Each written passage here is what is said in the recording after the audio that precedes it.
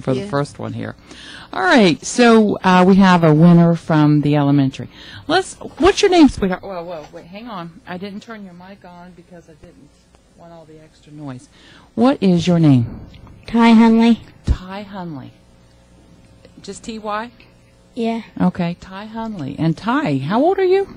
11. And your grade? 5th. 5th grade. Nelsonville York Elementary. Okay. And what made you think that you could enter this contest? What encouraged you to do this? My mom and my writing teacher just told me to just try it and I might win. And okay. So somebody sees something in you. Who's your writing teacher? Miss Ferguson. Miss Ferguson at the elementary. Cool. Well, that's great. Now, we're going to give each one of these kids a chance to read what they wrote. Are you ready? Yeah. Okay. My story is called The Boy and His Pancakes. Once upon a time, there was a boy who went shopping with his parents. They bought everything you would need to make the perfect pancakes: chocolate chips, sprinkles, and whipped cream. The next morning, after the pancakes were made, the boy realized something was missing. Wait, where's the whipped cream? It must have fallen out on the way home. His parents had already gone to work, so the boy left the pancakes on the table and went looking for the whipped cream. The boy decided to backtrack to the store looking for the whipped cream along the way. He was gone so long that the pancakes molded. The pancakes then developed feelings. They got so worried about the boy that they grew arms and legs. The pancakes decided to go look for the boy. While looking for the boy, the pancakes came across a giant waffle. "Have you seen the little boy?" asked the pancakes. "No," the waffle said.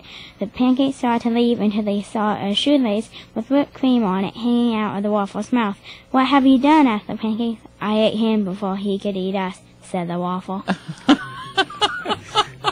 Now, you've got an imagination. How in the world would you think about a pancake like that? I was watching the show and a pancake came to life, and then I thought I could make a story around that. All right. Well, Ty, that's just absolutely perfect. And I'm glad you were a winner. And you have your little trophy here. That is really a cute trophy, too. And it's nice and heavy.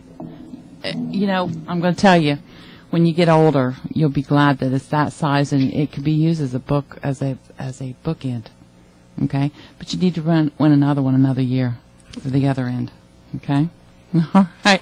And I think with that imagination, can you imagine that? That really came out of the blue, didn't it? Yes, and we were looking for creativity. That was part of the rubric criteria. We were looking for creativity because it is a Buckeye Creative Writing Contest. Okay, and he hit it. Mm-hmm. He hit the creativity completely. Mm-hmm. All right, now let's see. What color mic are you? You're blue. We've got to get your mic up. We'll pot you down in case you wiggle around. What's your name, sweetheart? Hannah Johnson. Heather? Hannah. Hannah, okay. And Hannah, how old are you? 12. All right, and what grade are you in? 6th. 6th grade. And who's your writing teacher or English teacher? Miss Jutton. Oh, Miss Jutton. She's still around. She taught my girls. No, I'm teasing. All right, you want who? Oh, wait. I didn't do the parent thing. Who's your parents? We'll come back to you in a little bit. Anna and Keith Johnson. Anna and Keith Johnson from right here in town. Cool. Yeah. All right.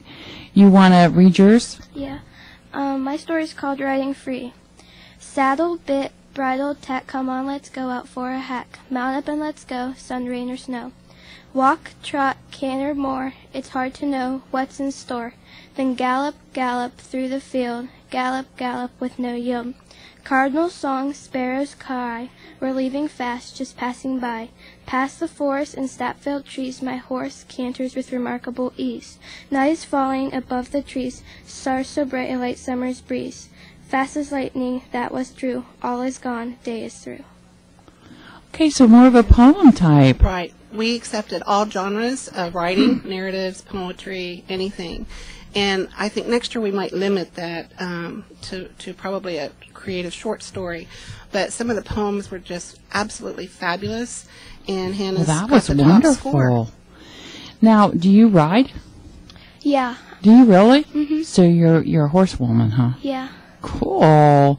Do you have a horse, or do you just go somewhere? I take riding lessons, but this summer I'm going to get a horse. Oh, yeah. Does Mom and Dad know that? Yeah. Sometimes you have to ask because you're not sure. All right. We're coming back to you, Ty. Who's your parents? Don and Gary Hunley. Oh, okay. Okay. I know Gary Hunley. Cool. All right. Well, that's good. All right. Now we have Yellow Mike over there. What's your name, sweetheart? Mark Loudner. Mark Loudner. And Mark? Yeah, Mark. Okay. Mark, how old are you? 17. 17. And you're a senior? Mm-hmm. Oh, for crying out loud. If you guys would see this kid, you'd think he was 11. Thanks. Actually, he's taller. He's taller. That's the only way you know. I'm sorry. I'm sorry, honey, and I know you don't want to hear that as a blooming adult, but you please be happy with it, okay? Don't grow up too fast. Huh? Right, right. It's a nice compliment. It's a very nice compliment. All right, and Mark, who's your parents? My parents are Mark Loudner and Diana Jarvis, and my stepmom is Melanie Loudner, and my stepdad is Jamie Jarvis. Okay. Well, cool. You got a big family. Yeah, I do. That works out well. All right, sweetie. Now, what's your story about? Well, my story is basically about this guy, and he's just thinking about his family. Okay, who encouraged you? I mean, was there somebody who asked you to be in this, or was it? Just I kind of just did it on a whim. Okay. And I kind of get just inspired by everything I watch and everything I read. So, okay. I guess. Can I ask another question? Yeah. What about your grades, and how are you with the seniors and stuff? I mean, are you... Oh, well, I'm 10th in my class. Are you really? Yeah, but it's a small class, though. Okay. But it's competitive class. Are you really? Yeah. Real competitive, huh? I'm like... It would be, wouldn't it?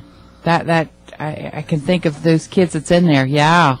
To be 10. Yeah, if you have a 3.8 unweighted 4.3, and then you're only 10, so... That says something, doesn't it? It's like if I go anywhere else, maybe you'd be, yeah, there you go. All right, and who is your teacher?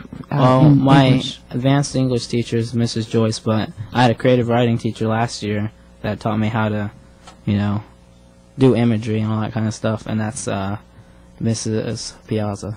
Mrs. Piazza, okay. She's getting married soon. Is she? Mm-hmm. So her name won't be that anymore. It was Mrs. Piazza, I guess. Okay. All right, so let's hear it, Mark. Well, my story doesn't have a title, but here it goes. Heaven's candle hung overhead with a bright, alluring gaze, shining down on him.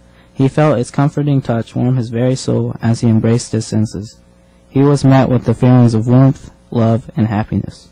The sun's loving embrace reminded him of his family, his child's laughter, and he's running through the fields so full of joy, carefree, and oblivious to the world's evils. His wife's loving embrace, so full of passion, warmth, and a caring grip, as if she would never let go. He thought of her radiant eyes, and how he was at peace when their eyes met. An eternity could go by, and he would find his paradise in her soft gaze. His paradise lost. The angel's holy light overhead was consumed by darkness. He collapsed on the ground. He shed a tear. He would never see his family again. As he lay on the soft soil grasping his wound, he found his paradise. As the rain came down on the battlefield, he found his peace. Wow. I kind of get inspired by all the, wartime novels I've read in my day. In your day, your 17 years. I thought you was going to say PlayStation. Oh, no. I'm glad you didn't. I do play the Xbox a little bit. Okay, but evidently you read. Mm-hmm. Evidently you read. Wow. It's a very organic story. It's very powerful. Old for a 12th grader. Very nice. Yeah. I thought, oh my goodness, where are we going here? All right, so you told me one little bit of news before we went on the air. What's one of your goals in the next month? Oh, hopefully I can get Eagle Scout. Yeah, but I'm gonna hopefully plant some white chestnut trees for the Wayne National Forest, but if I can't, I can't, but I'm going to try. You're going to give it a shot, huh? Well, they just did a burn, not a clear-cut burn, but a under-the-brush burn Yeah. down here in Floodwood Wednesday. So that was pretty cool. We drove down through that and watched some of that. So maybe they need some white chestnuts down there. Maybe. I don't know exactly where. I got to give that guy a call today. Oh, do you? Yeah. Okay, down here at the office? The Wayne National Forest. Okay. Well, maybe they can be planned up here where this burn up here too. So got a couple of choices right here local, so maybe Yeah. you won't have to go very far. I don't know how long after a burn you can plant. I don't know. I think you said 2 to 3 weeks, maybe. Really?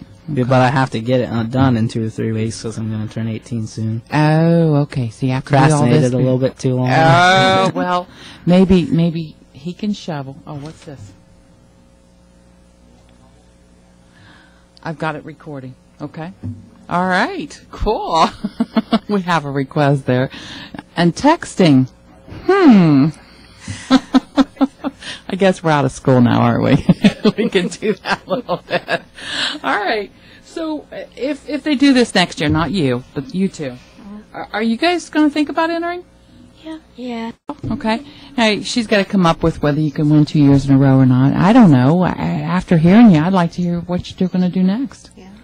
So There's a lot to be decided. We learned a lot since this is the first annual. We got a lot of suggestions, and we learned a lot. And the next contest, the second annual, will begin September 1st of this year and end Friday, December the 10th. So that will give everyone more time to think over the summer what they're going to write about, and that will give us more time with the beginning of in January of next year, give us more time to actually look at the entries, and maybe we'll have more entries, so we're anticipating that. But Sharon, I have 10 honorable mentions for the Okay. contest. I'd like All to right. tell who those are. They scored very high, and the first is Emily McCullough. She's in the 6th grade. I know Emily. She wrote a very nice story Yeah, called The Meadow. her dad works for the cable company. Mm-hmm. Okay. Rihanna Klein, she's in the 6th grade. Mackenzie Perry, 6th grade. Hunter Edwards, 6th grade. I know him too. He wrote a very nice story about his grandpa Joe. Okay. Ashley Makes sense to Sennett, read that. 8th grade. Shane Lash, 10th. Stephanie McCombs, 10th grade. Samantha Rice, 10th grade. Mary Beth Hotel, 10th grade. And Colette Wheeler, 12th grade. Okay, the Stephanie McCombs works down at the movie theater. Oh, okay. Okay. She was an honorable mention. There were 10.